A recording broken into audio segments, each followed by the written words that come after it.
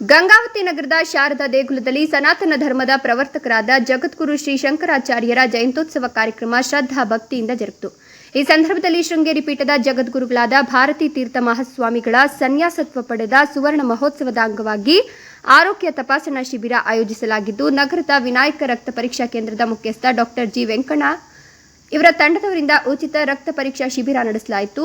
ಸಮಾರಂಭವನ್ನು ಧರ್ಮಾಧಿಕಾರಿ ನಾರಾಯಣರಾವ್ ವೈದ್ಯ ಅವರು ಜ್ಯೋತಿ ಬೆಳಗಿಸೋದರ ಮೂಲಕ ಉದ್ಘಾಟಿಸಿ ಮಾತನಾಡಿ, ಶೃಂಗೇರಿಯ ಉಭಯ ಜಗದ್ಗುರುಗಳ ಅನುಗ್ರಹದ ಮೇರೆಗೆ ವರ್ಷವಿಡೀ ಸಮಾಜಮುಖಿ ಕಾರ್ಯಕ್ರಮವನ್ನು ನಡೆಸ್ತಾ ಬರಲಾಗಿದ್ದು, ಈ ಹಿಂದೆ ಬಡ ಮಹಿಳೆಗೆ ವಿವಾಹಕ್ಕಾಗಿ ಮಾಂಗಲ್ಯವನ್ನು ಕಲ್ಪಿಸಲಾಗಿತ್ತು. ಇಂದು ಸಾರ್ವಜನಿಕರಿಗೆ ಉಚಿತವಾಗಿ ರಕ್ತ ತಪಾಸಣಾ ಶಿಬಿರವನ್ನು ನಡೆಸಲಾಗಿದ್ದು, 180ಕ್ಕೂ ಅಧಿಕ ಫಲಾನುಭವಿಗಳು ರಕ್ತದ ಗ್ರೂಪ್, ರಕ್ತದೊತ್ತಡ, ಸಕ್ಕರೆ ಕಾಯಿಲೆ, ತೂಕ ಹಾಗೂ ಎತ್ತರದ ಮಾಹಿತಿಯನ್ನು ಪ್ರಮಾಣ ಪತ್ರದೊಂದಿಗೆ ಫಲಾನುಭವಿಗಳಿಗೆ ಕಲ್ಪಿಸಲಾಗುತ್ತಿದೆ ಎಂದರು.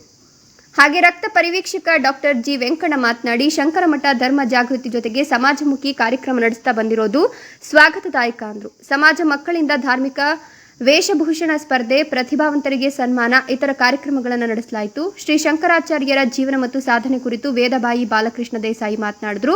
ಶಾರದಾ ಶಂಕರ ಭಕ್ತ ಮಂಡಳಿಯವರಿಂದ ಭಜನೆ ಹಾಗೂ ಪೂಜಾ ಕಾರ್ಯಕ್ರಮಗಳನ್ನು ದೇವಸ್ಥಾನದ ಅರ್ಚಕ ಕುಮಾರ್ ಭಟ್ ನೆರವೇರಿಸಿದರು.